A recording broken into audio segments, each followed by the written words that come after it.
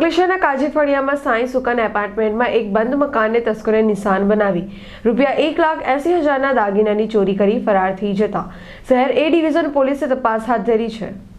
Police સૂત્રીય માહિતી મુજબ અંકલેશ્વરના મુલ્લાવાડ વિસ્તારના કાજીફળિયામાં આવેલ સાંઈ સુકુન એપાર્ટમેન્ટમાં રહેતા સોનલબેન ધર્મેન્દ્ર કુમાર ચોકસીના બંધ મકાનને નિશાન બનાવી દરવાજાનો નકુચો તોડી મકાનમાં પ્રવેશ કર્યો હતો અને તિજોરી તોડી અંદરથી સોનાના દાગીનાની ચોરી કરી ફરાર થઈ ગયા હતા। આ ચોરી અંગેની જાણ પડોશીઓએ કરતા તેઓ દોડી આવ્યા હતા અને તિજોરીમાં તપાસ કરતા સોનાના દાગીનાની ચોરી થઈ હોવાનું માલુમ પડ્યું હતું। આ અંગે તેઓએ શહેર એ ડિવિઝન પોલીસ મથકમાં જાણ કરતા પોલીસ કાફલો આવી પહોંચ્યો હતો।